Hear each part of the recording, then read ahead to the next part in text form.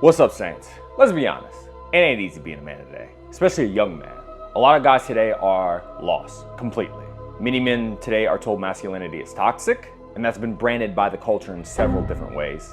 Others feel pressure to be strong but never vulnerable. Some chase money, success, power, and pleasure but still feel empty. And too many wrestle with shame and not really knowing what their purpose is.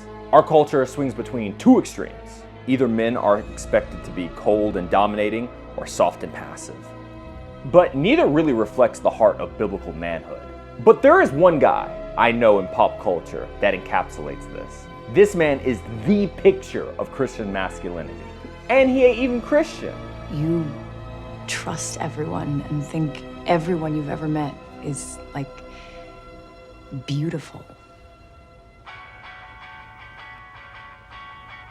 Maybe that's the real punk rock.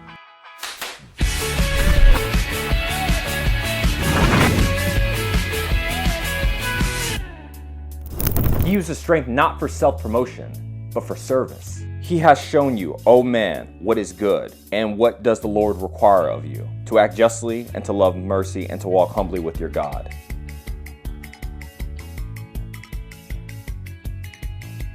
Superman embodies this. He's powerful enough to crush his enemies, but he chooses mercy. He's revered by the world, but walks humbly. He doesn't use his gifts to elevate himself, but to lift up others. Bro, this man saves a squirrel in this movie. Jesus himself is the ultimate example, right? He could calm storms, heal the sick, raise the dead. He's obviously that guy.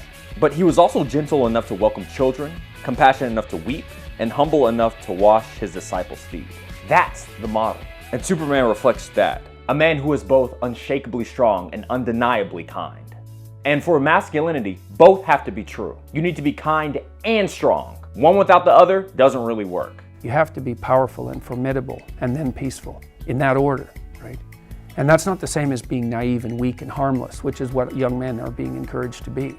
By dangerous, that implies I should be ready to threaten someone, to hurt somebody. No, you should be capable of it, but that doesn't mean you should use it. There's nothing to you otherwise. Like, if you're not a formidable force, there's no morality in your self-control. If you're incapable of violence, not being violent isn't a virtue. So what does this mean for us today? Men, you don't need to hide your strength. And you don't need to deny your need of compassion either. Together, these things make you a man after God's own heart. Shout out to David. Superman may be a fictional character, but the calling of Christian masculinity is real. And it's not found in trying harder, but in surrendering to Jesus, the true God-man who reshapes us into his likeness. Superman reminds us that being a man is not about domination or withdrawal. It's about holding strength in one hand and gentleness in the other. Strength without kindness becomes cruelty. But strength with kindness, that's Christ-like masculinity.